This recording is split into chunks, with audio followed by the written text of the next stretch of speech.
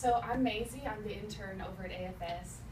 And this morning I want to talk to you guys about the story of Joseph. Now, how many of you guys are pretty familiar with that? I mean, it's pretty normal Bible Sunday school story. I had never really thought about it that much. It never really impacted me until I heard Dr. Adrian Rogers preach about it. That was maybe 2012 on AFR. And it has really encouraged me, and I just want to talk to you guys about it. Let me catch my breath for a second. I'm really nervous. Okay, so if you want to check out the whole story, because I'm not going to read the whole thing, it's in Genesis chapter 37 and probably some more chapters after that. But basically, Dr. Rogers' point was that Joseph went on a major detour from what he probably thought what was going to happen in his life. He had the dream he was going to be this powerful person, and instead he ends up in a pit, sold as a slave, and then in jail after being falsely accused of attempted rape.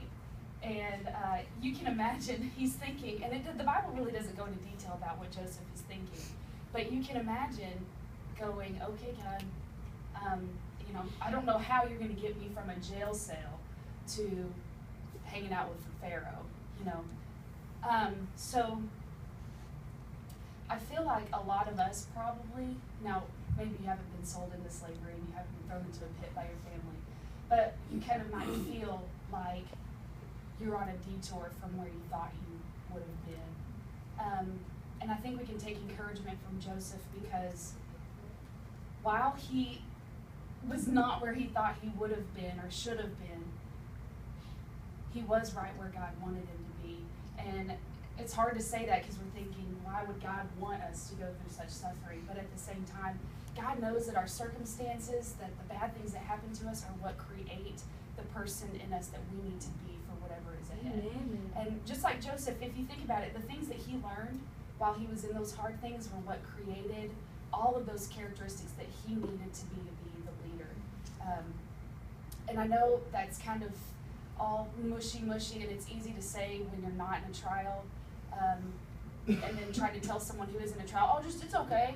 It'll all come out in the wash in the end, everything will be all right. But I just think that if we all focus on God's ultimate plan and his sovereignty instead of maybe our confusion, that things will be a lot clearer. Do you guys know the old hymn, Farther Along? You know that one. Well, I'm just going to read a couple of the, just a verse and a chorus, so I won't take too much more of your time. But tempted and tried, we're oft made to wonder why it should be thus all the day long, while there are others living about us, never molested though in the wrong. And then this is my favorite part, and it's a chorus. So, farther along, we'll know all about it, or we'll know more about it. Farther along, we'll understand why. Cheer up, my brother, live in the sunshine. We'll understand it all by and by. Oh, and I put another verse in here, so surprise. Sometimes I wonder why I must suffer, go in the rain, the cold, and the snow, when there are many living in comfort, giving no heed to all I can do. Tempted and tried, how often we question why we must suffer year after year, being accused by those of our loved ones, even though we walked in God's holy fear. And that's it. So, is there anyone who wants to volunteer to pray, or how do we do this, and then take prayer requests?